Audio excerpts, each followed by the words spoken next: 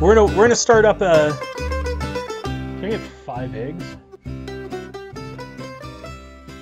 Okay. Well, can I have 5 eggs, please?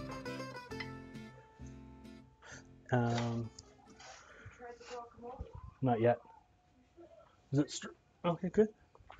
So what we're gonna do here, guys. So coming in on the stove here is about 2 cups of heavy whipping cream. It's actually just shy of 2 cups, just because. Well, because that's how I stole some of it from the mashed potatoes. Also, I'm going to come in here and we're going to grab some cream of Earl Grey, rich and creamy classic tea. Okay, we're going to take 1, 2,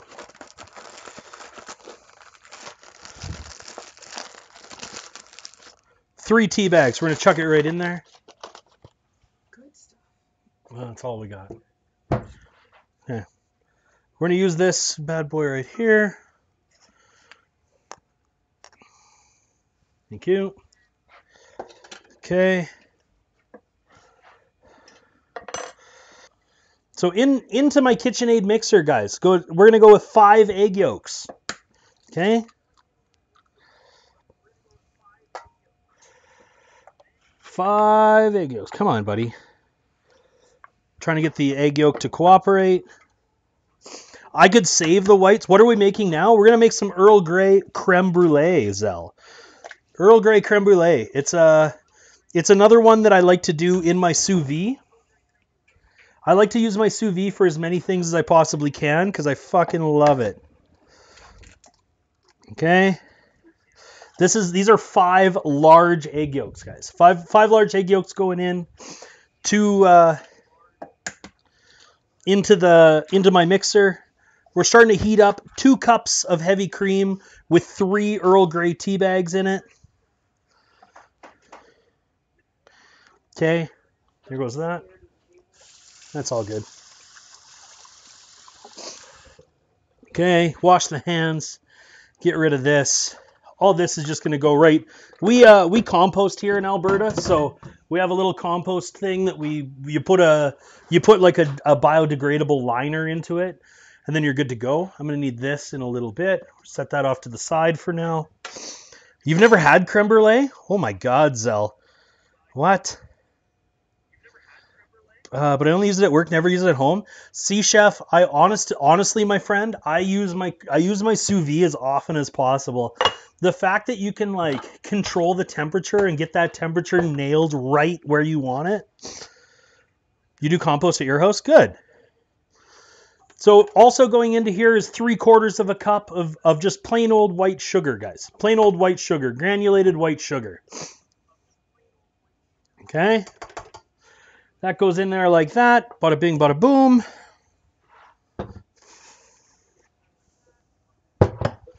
And then start mixing. So we're using the whisk attachment on this.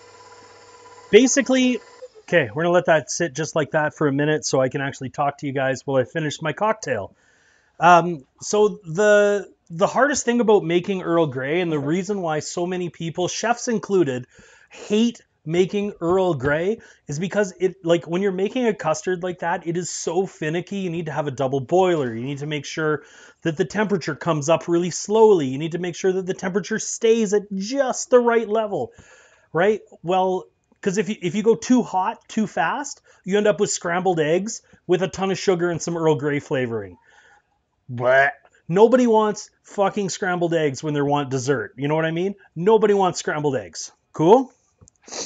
So what we're doing is we're bringing this 2 cups of heavy cream up to a boil. Okay? We're going to bring the 2 cups of heavy cream up to a boil. We're including 3 Earl Grey tea bags. I've tried it with 2 Earl Grey tea bags, and don't get me wrong, I liked it, but I friggin' love Earl Grey. I love it. The steak just dinged. We're there, guys. I'm gonna let it sit for just a minute before I show you guys this beautiful piece of Alberta beef that I found. So I found a tomahawk steak. I knew when I agreed to do a cooking stream, I kind of thought about it. I said, you know what am I gonna do? What can I do to really truly showcase? I was trying to think of what can I use to really truly showcase Alberta beef, right? So I live in Alberta. Everyone calls Alberta the Texas of Canada. I'm generally okay with it. I don't think that we are necessarily the Texas of Canada. Hi, buddy. Here's Bronx the stream puppy, my friends, who's eating a little bit of potato that may have fallen on the floor. We need to get you a blowtorch for the next one to sear that steak. So one, I'm going to be searing it on, I have a professional barbecue outside. So right now the barbecue is sitting at just under 1,000 degrees Fahrenheit. It's sitting at about 950, 980 Fahrenheit. Basically, I have that thing cranked to the max, and I've had it on for the past couple hours to make sure that it is as hot as humanly possible. I'm going to take that steak out there. I'm going to sear it for about 30 to 45 seconds on each side. Then we're going to let it rest for about 10 to 15 minutes, slice into that bad boy. I'm hoping for a rare to a medium rare. It's been in the sous vide for the past 2.5 hours at about 130 degrees Fahrenheit. Again, you're writing down this creme brulee recipe? No worries, Zell. So this creme brulee, the way I do creme brulee, Zell, is using a sous vide, which I find takes all the difficulty out of making creme brulee. Okay? If you don't have a sous vide, there's tons of recipes out there on how to do it. Just understand it's very finicky and it's very easy to over or underdo something. So you either don't have your custard set up properly, or you end up with scrambled eggs. Nobody wants either of those. So this is just what we do. So the thing about again with sous vide is like you can dial in that temperature, right? Because you heat the water and then you circulate the water around the product, right? So what's going to end up happening is it's just going to radiate heat inward because it's going to do everything it possibly can. That's what I'm trying to avoid. Never take your eyes off of some heavy cream, my friends. We'll quickly fix that up. There we go. Stop paying attention to chat, Whyn. Start paying attention to your goddamn creme brulee. We're all good. We're all good. There we go. Turn the heat down. We're all good. There we go. That's what another thing you want to be careful of. I'm doing this today. Very interested. Nice, dude. Okay.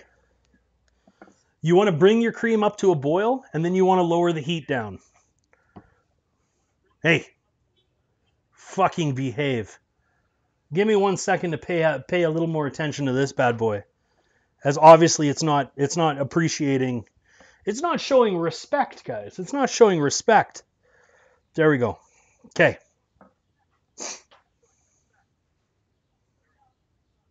Relax. Okay. So we're going to let that thing simmer there. I want it just below a boil for about 5 to 8 minutes. The reason why I want it to be just below a boil is I want it to start leaching and steeping that tea right into the cream. And then after that, we're going to be... this is also why you always have two towels, right? One to deal with shit that's super hot on the stove, one to wash your hands, one to like dry your hands, your cutlery, all that kind of stuff. We're gonna let this kind of infuse with some Earl Grey flavor a little bit.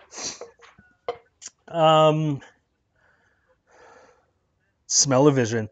Man, I wish there was some smell-o-vision here. I'm gonna check my carrots too while we're at it.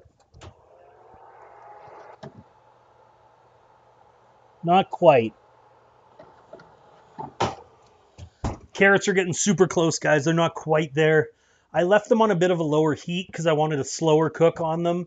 The maple is like really getting in there. The dill's really getting in there. They're having a nice roast on them. They're going to have a little bit of bite to them, but otherwise be generally soft.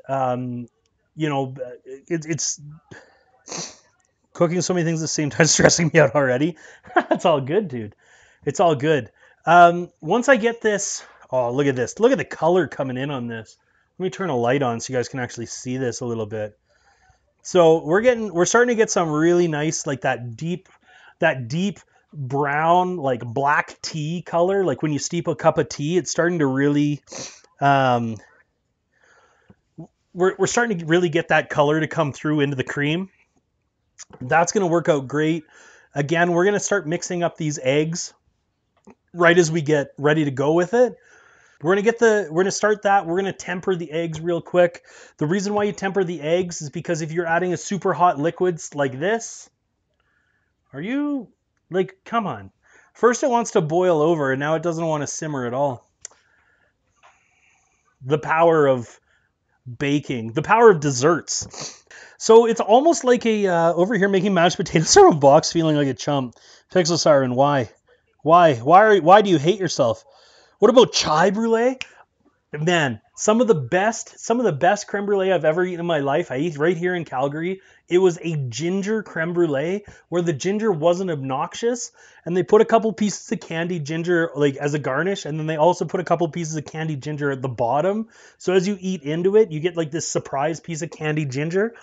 Ooh, I'm telling you, man. Like that's the sort of stuff that like. That's some shit, man. That's some shit. Let me tell you. Again, we're gonna let this go for just a little bit longer. I know what color I'm looking for out of this. I don't exactly know how much time it's gonna take. You know what I mean? It's just one of those situations, like, you know, when your grandmother's like baking something and you say, and you know, you turn around for a second to write down something that she's doing and you turn back and she's like chucking a handful of something into her baking. You're like, Grandma, what'd you add? She goes, oh, you know, a little of this and, you know, some of that. You're like, well, how much? You're like, oh, you know, you just know, right? You don't like chai? That's cool. Have you ever tried cooking with wood instead of coal? Yeah. I love cooking with wood, man. I love cooking with wood. As we get later, like possibly over the summer, I might actually do I have a fire pit out in my backyard. I might cook a steak or something on there for you guys. We'll have a fire. We'll have like an outdoor fire stream where we can, you know, pump some tunes, have some friends over, just have a fire pit kind of going on. Man, things are smelling good, guys. That's good. These are really close. Okay, I think those carrots are almost done. I'm going to get this off here probably. We're getting real close to this color. I'm going to go with this. Okay. Again, here we go. When you're adding... Bueller, there we go. When you're adding stuff into your creme brulee mixture, first off, like mix your eggs. Okay? Take a strainer. Oh, this is going to be so tough. Here's what we're going to do. I'm going to use a strainer, and I'm going to use just a regular old bowl here just to make my life easier. Take your milk, okay? Take your heavy cream, run it through a strainer. Especially because we had that little bit of boiling happen. We don't want any sort of hardened up bits going into our creme brulee. Just going to quickly tap this through, kind of press the tea bags a little bit. I want all that flavor to come out of there, guys. I want it all to come out of there. That's all good. Chef, give me 1 sec. And I'll give you the entire recipe start to finish. Okay. Just doing a quick wipe down on my board here, guys. Try to keep everything nice for you. Okay. I'm going to slowly add this. So what you want to do is, see how it's still steaming, right? Super hot. Just add just a little bit. There we go. And turn up this so it's whisking like a mad fiend. That's exactly correct. Okay? Let that thing whip. Whip it good, like Devo. Okay? Slowly add the cream. Real pain in the ass to do like this.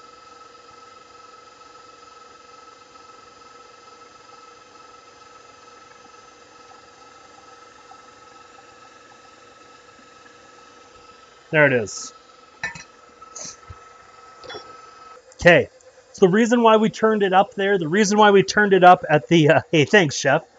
The reason why we turned it up at the beginning is because you want to be moving that stuff as fast as possible when you're adding the hot liquid to the cold eggs and sugar. Again, what we're trying to do is we're trying to avoid having scrambled eggs. Plain and simple. Okay? empty out your strainer. Okay, empty out your strainer. Little canning jars, guys. Little canning jars. That's it, okay? Washed, dried, clean, completely dry. It's going to be between 5 and 6. That's what this creme brulee mix is going to make. I'm going to get this right out of here. Don't need this anymore. Pull this out. Now, one thing I can recommend doing. You missed the 2-liter jug of maple syrup. I can show them. Okay.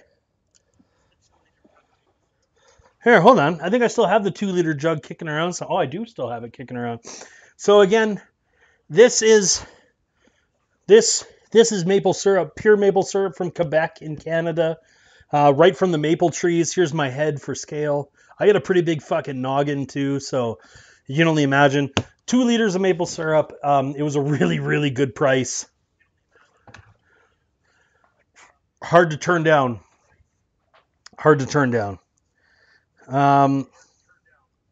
It is massive, Zell. It is. So what we're going to do, what do I have? Oh, look, you can see it. Happy days.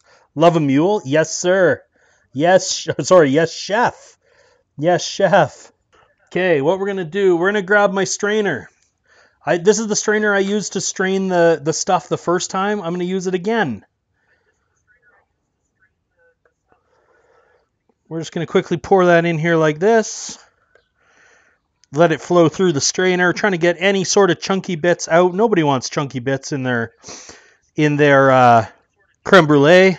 The other option you have is once this is all mixed in with the eggs, you can leave it in your fridge for up to about 5 days. It's totally usable up to 5 days. If you let it sit in your fridge, a lot of this foam will actually come out of it, and it'll make a much smoother creme brulee for you. I don't have that kind of time, so I'm just going hog, just going crazy with it. You know what I mean? Once this is done, I got just a couple more things that we're going to do. I got to slow this down. See, this is why I can't bake, guys. I don't have the patience for baking. I don't have the patience for exact measurements. I don't have the patience for whatever the hell this is. Again, I could have done a lot of different things with it, but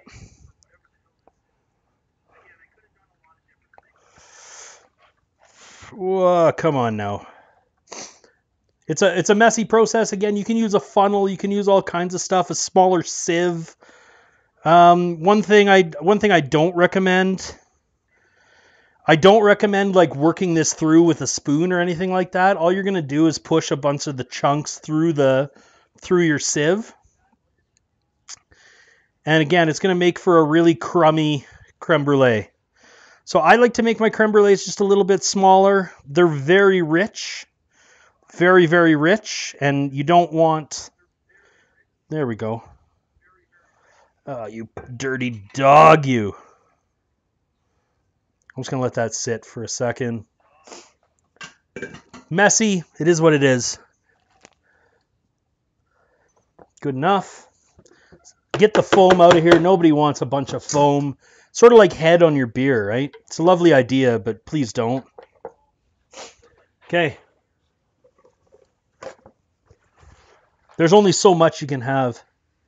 Man, I love baking, but I'll tell you what. When I was in culinary school, I nearly failed culinary school because I nearly failed baking. Okay? I'm just gonna throw that out there. Nearly failed my baking classes, and so I nearly didn't get my chef certification because I don't have the patience for it. I don't. Like I said, I have zero patience when it comes to this kind of stuff. All right. We're just going to set these aside. Basically what you need to do with these at this point, guys, and again, this is when you're sous videing them.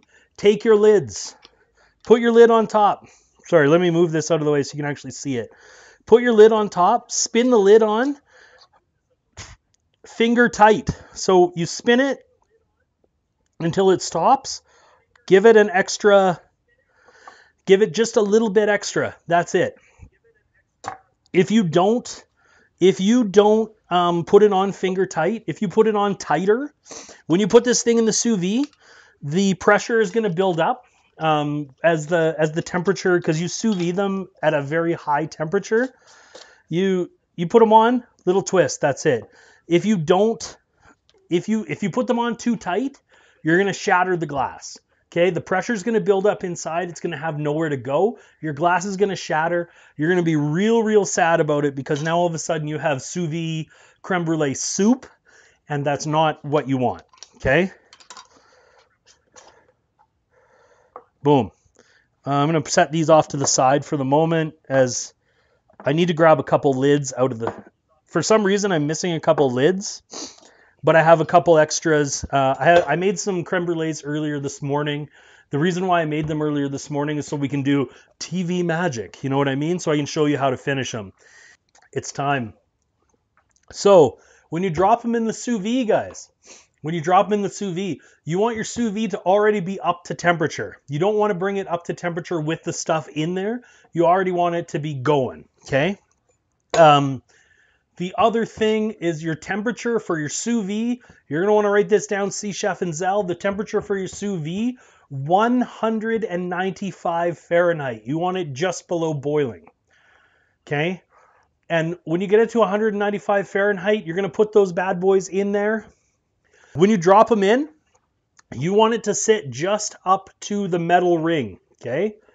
That's also where you want to pour your liquid to. You want to pour your liquid to just below where the metal ring sits, and you want your water to be just up to the metal ring, so that all of the fluid is submerged, all of the custard is submerged, but that's it. You still want to have that lip, because you don't want the water getting inside. This is another reason why you are putting them on just finger tight, because just in case any water tries to get in, you're preventing the water from getting in, but you're still allowing steam to get out. Very important. Very important. And you will also need a riser. Yes, you will also need a riser. So, like my sous vide, again, I'm going to take you over there real quick. It's an earthquake. All right, here we go. This is my sous vide setup right here. I have a clear Cambro, a clear half pan, right? So I have a clear half pan with my sous vide in it. There it is. Sorry, I'm just looking at the monitor to make sure I'm showing it to you. I keep it very full of water. You're going to want to keep it. You will want to put a riser in there just to make sure that.